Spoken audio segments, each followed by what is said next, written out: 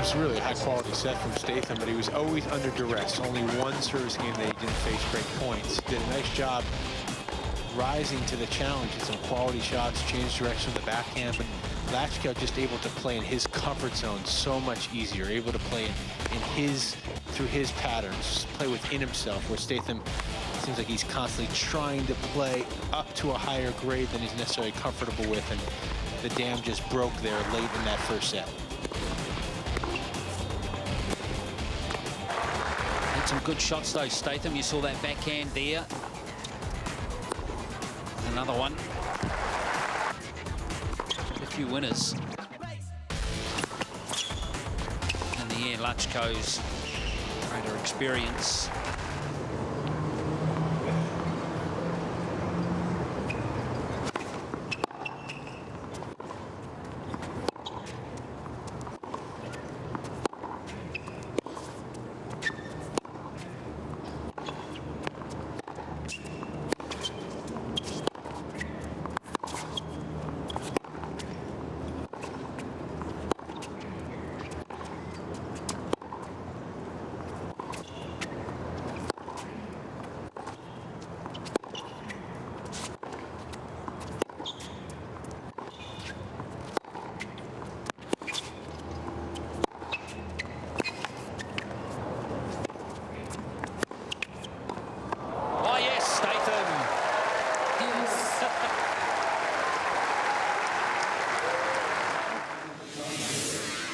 Gap in class in that second set, Justin, shone through, didn't it? Yeah, we mentioned in an individual sport, when you do everything a little bit better, you don't win a little bit more of the time, you win almost all of the time, and that's what we saw out here.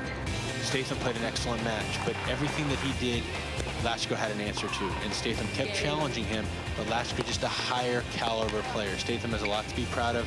There's something there for him to build on. He needs to develop bigger weapons, a little bit more pace of shot, but he competed well, and unfortunately for him, just Latchko is too good of a player. Latchko, with the repetitions, with the familiarity, with the comfort, just too good.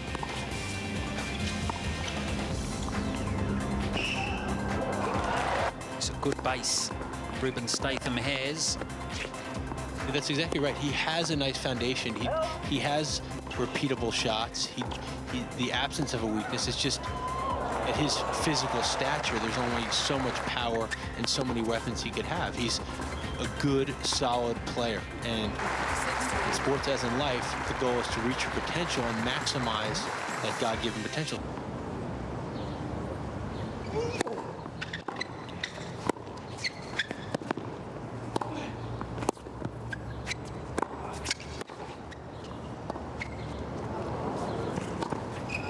Kohlschreiber doesn't rush, doesn't panic.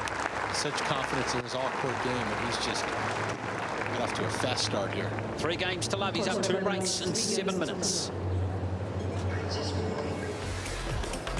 Never did anything to make Kohlschreiber uncomfortable. Didn't have any repeatable patterns. And also right from the first point, the double fault, didn't have any service rhythm. One of the few quality points from Carreño Busto in that first set. Just didn't hit the ball cleanly, a lot of mishits. Just an overall nervy, disappointing first set for the young Spaniard.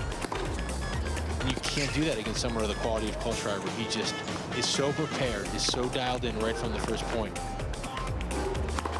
Yes, there's a reason why Kohlschreiber's been hanging around number 20 in the world for many years now. Works very, very hard.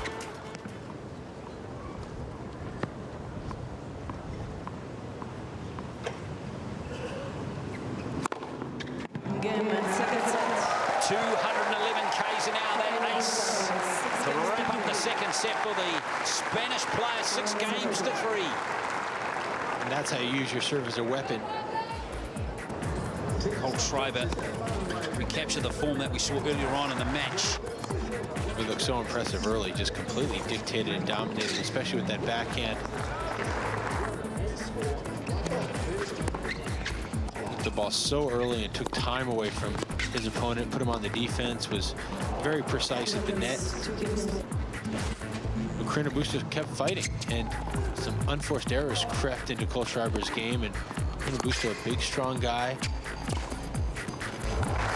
able to find a way, competed well in that second set.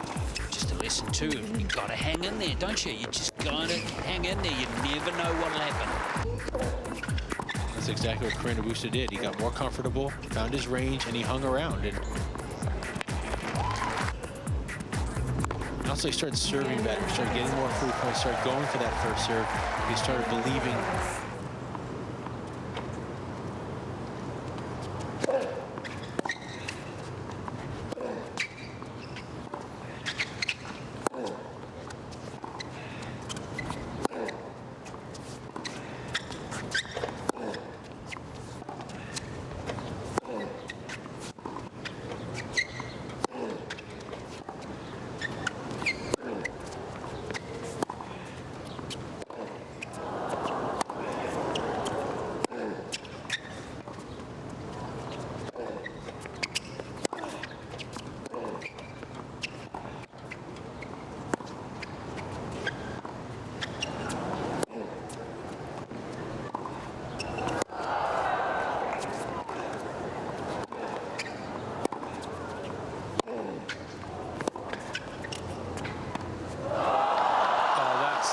The point of the match thus far.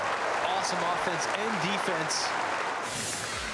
And Justin, he really had to fight hard in this third set. Carreño Busta really can improve with his consistency in ball strike and serving. Yeah, no breaks to serving to that 12th game, and it was just the experience and the commitment to his style and understanding his game a little bit more for Kohlschreiber.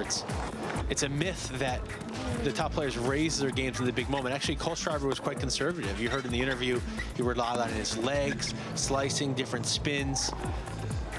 It's repeatable patterns that win under pressure, and Carreño Busta just forced to play a little bit outside of his comfort zone, change direction, play a little bit more aggressive than he's accustomed to. We saw him being able to pull it off for much of the last two sets, but eventually that accumulative pressure revealed itself in a few unforced errors, and Kohlschreiber just the more experienced, more solid of the players, but a nice future and a nice improvement we saw there for Carreño Busta as the match went on. Sure did, and there wasn't much in that 12th game, even though he lost his serve. Kohlschreiber hitting some good winners when he needed to at the end of the match.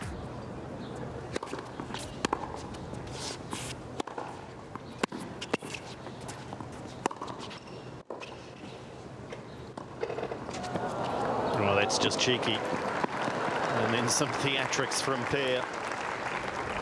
30-15. Yeah, some high-quality shots from both players, just not consistently.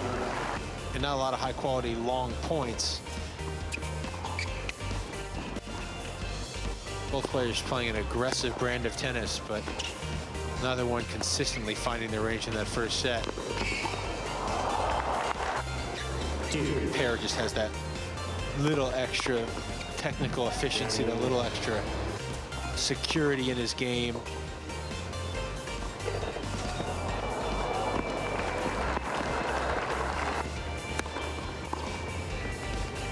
Game first set.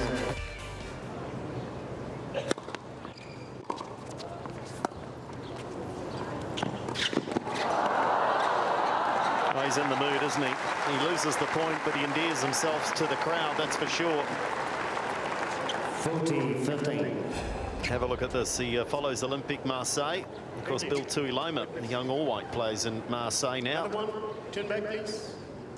And then the trick shot as well. So he's having a good time. Here's Benoit Paire. And it does bring some real colour, some real entertainment to the Heineken Open. And this was a very easy workout. Yeah, his personality and his game are in sync. There's some symmetry there. He's relaxed on and off the court. And he plays a creative, entertaining brand of tennis to watch. It's fun for the fans, but it's difficult to play against. He's got big weapons. He moves well for a big guy. A lot of free points on serve. Great backhand, excellent feel. He's one of the few, he's one of the real young players or emerging stars in the sport.